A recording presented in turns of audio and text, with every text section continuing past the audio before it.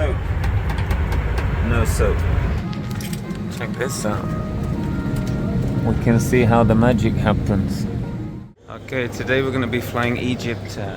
What is EgyptAir like? Who knows? We're about to find out. So right now we're in Luxor in Egypt, and we're just taking a short trip to Cairo. It's like an hour and 10 minutes or something.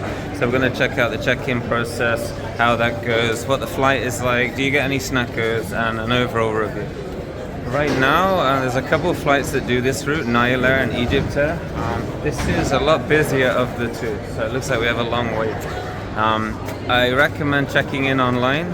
When you check in online, where it asks for your last name, actually put your first name, otherwise it doesn't work. So we have our boarding passes, so now our line is slightly shorter than those ones. So I'll see you on the plane in a second. Alright, not too bad. We're in this time. That's a rare sight. Okay, so on EgyptAir you're allowed one bag on the cabin. There's no concept of personal item, at least not on the website.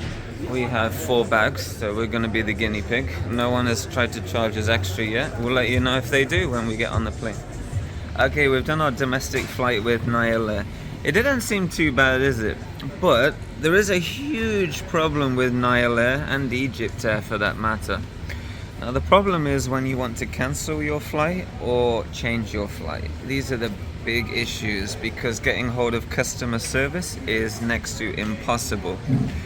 They say they have an online web chat, they say they have help on Facebook, they say they have help on the phone, but when you actually need the help, it's a totally different story.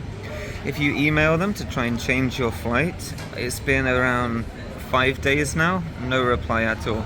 If you contact them on Facebook, they tell you to email them or call them. So emailing them or using live chat or Facebook Messenger is useless. You have to call them. The calls cost 20 cents for 1 minute, and there's pretty much only one phone number that works. We were on hold for around 25 minutes, then I just gave up. So if you want to fly EgyptAir, EgyptAir, just make sure your flights are correct, otherwise it's going to cost you a lot. You cannot change your flight on the website, it just does not work. Whatever you do, nothing works, it's just constant errors. You can look at all the reviews in the App Store, it says the same thing. Website, App Store doesn't work. You can cancel your flight on the website, but there's a huge penalty. It's around 40 to 60% depending on the flight. So if your flight is $150, for example, you're getting maybe 60 of that back for canceling.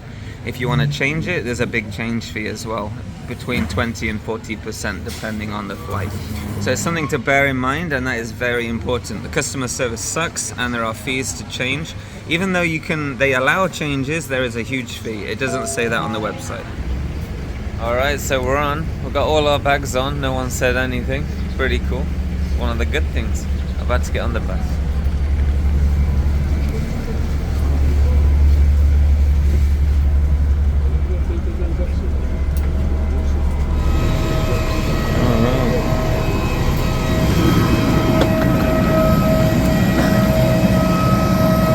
It's quite a mini plane, look.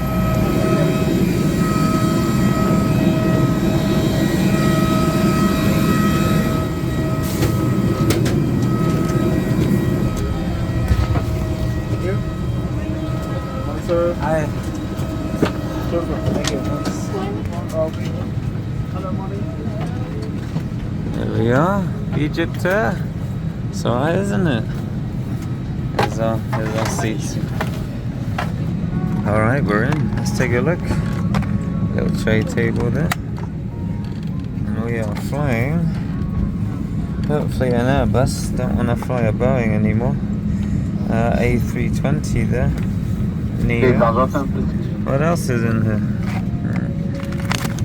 That's my ticket. No sick bag? Oh, no sick bags. Oh. I guess everything is Don't puke. Check this out. We can see how the magic happens. It's cool, isn't it? I think. Hopefully. Fingers crossed. So one thing I noticed about these flights is there are a lot less restrictions. When you take off, you can leave your seat back. You can, they don't even check your seat belts. You're pretty much on free play. That's one thing I noticed with EgyptAir and EgyptAir.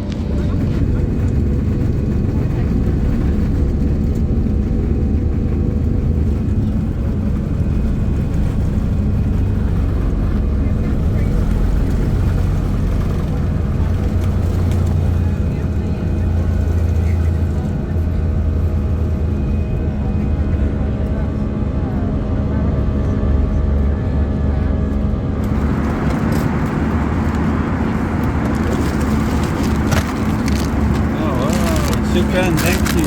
Wow. Sweet present. Thank you, shukran. Wow. So we have a little snack. So EgyptAir do the water and a snack. Air only do the juice and the water. So I think it's a bit of sweet bread, a little cake. It's alright, isn't it? So the toilet, a little bit dirty. It is what it is. Soap. No soap. Well, that's pretty bad to be honest, but they do have these. But to be honest, it's just hand sanitizer. But yeah, no soap. Really bad. But there is paper, so it's okay. Just about to land. Okay, we're coming in.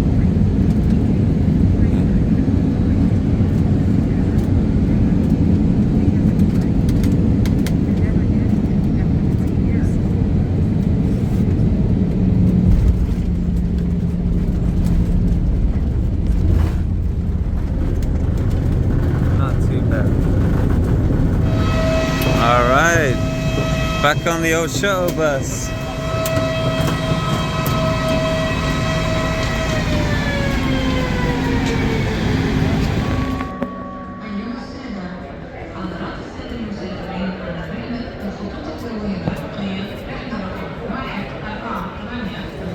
So the biggest problem with these airlines like EgyptAir is it takes forever to get your bag because you get the shuttle bus, it's quite far, so they have to get all the bags off the plane, send them on another transit, and then finally get them here. We've been here maybe 20 minutes, and I think it's going to be another 20 more at least. So if you have a connecting flight, then you need at least maybe 3 hours minimum just to make sure you get it. So it's a bit frustrating. And again, if you have a connecting flight with another airline like Air, EgyptAir, if that's your second one, sometimes you can't even check in with them on the website. They only allow check-in for certain destinations, and they're usually domestic ones. If you want to check in for international, you pretty much have to go to the desk at the airport. So yes, it's pretty annoying. So it took 1 hour 30 minutes to get our bag.